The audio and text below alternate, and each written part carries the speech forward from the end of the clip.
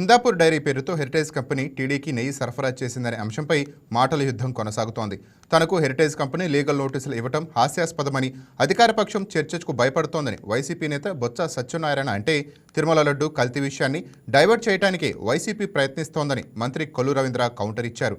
Heritage జోలికెళ్లేవారు చట్టపరంగా సమాధానం చెప్పాల్సి ఉంటుందని హెచ్చరించారు. బొత్సకు మంత్రి కొల్లు రవీంద్ర ఏం కౌంటర్ ఇచ్చారో ఇప్పుడు చూద్దాం.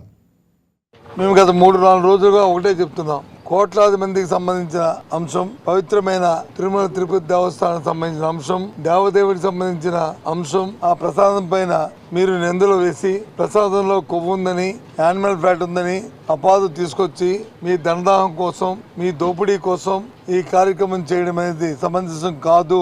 దాన్ని రాజకీయాలు ఉపయోగించుకోవడం మంచి సాంప్రదాయం కాదని చెప్పి మేము మొదటి నుంచి చెప్పుకొస్తున్నాం.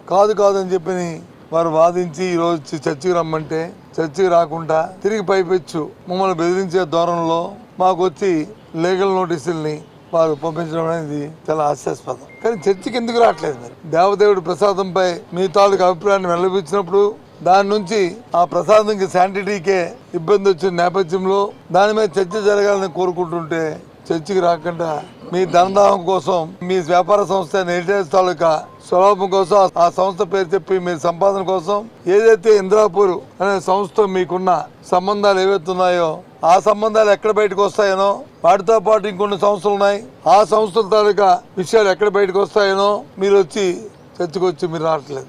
ఇది వాస్తవం కాదా చెప్పండి? ఆ దేవదేవుడి ప్రసాదం పైన ఎన్ని నిందలేశారండి? ఇది ధర్మం అండి? ఇది ఏమైనా తప్పు జరిగితే మీరు విచారణ జరుపుకోండి, తప్పు చేసిన వాడిని శిక్షించుకోండి. చట్టాలు ఉన్నాయి, న్యాయస్థానాలు ఏం చెప్తాయి? ఫస్ట్ నుంచి మేము చెప్పుకొస్తాం. మేము చెప్పిన మాటనే అత్యున్నత న్యాయస్థానం సుప్రీంకోర్టు దాన్ని ఏదైతే చెప్పామో దాన్ని వారు కూడా సమర్థించారు.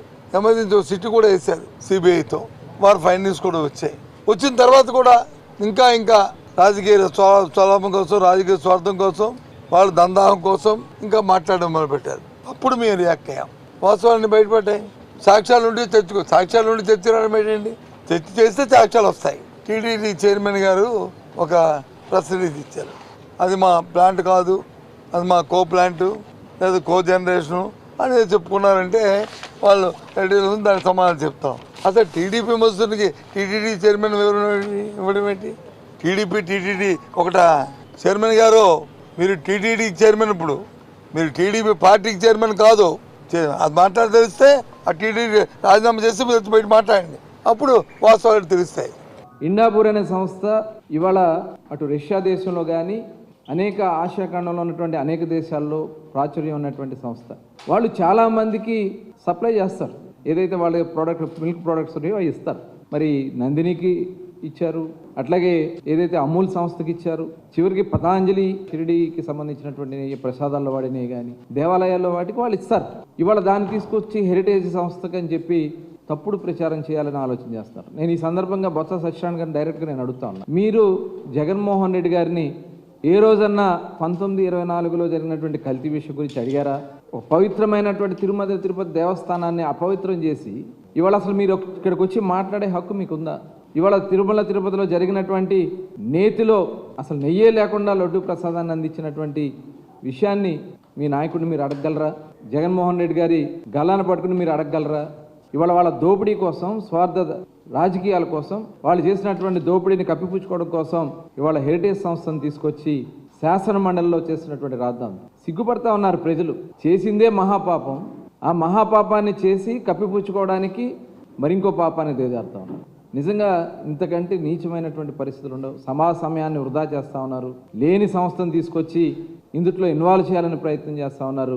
క్లియర్గా టీటీడీ చైర్మన్ గారు కూడా చెప్పడం జరిగింది, ఇండాపూర్ సంస్థ వాళ్ళు కూడా చెప్పడం జరిగింది, హెరిటేజ్ నేతి సప్లై విషయంలో ఎటువంటి కార్యక్రమాలు జరగలేదని క్లియర్గా చెప్తా ఉన్నారు.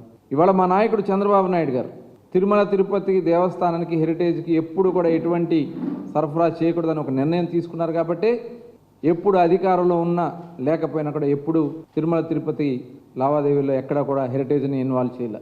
ఇవాళ మళ్ళీ మీరు కావాలని ఉద్దేశపూర్వకంగా ఈ కార్యక్రమాలు చేసి శాసనమండలిలో రాద్ధాంతం చేసి మీరు చేసినటువంటి పాపాన్ని ప్రజల్లో కప్పిపుచ్చుకోవాలని ప్రయత్నం చేస్తే జరగదు. ఇవాళ ప్రజలకి పూర్తిగా అవగాహన కలిగింది. మీరు ఇక్కడ సభా సమయాన్ని వృధా చేసి ప్రజాధనాన్ని దుర్వినియోగం చేస్తూ ఉన్నారు.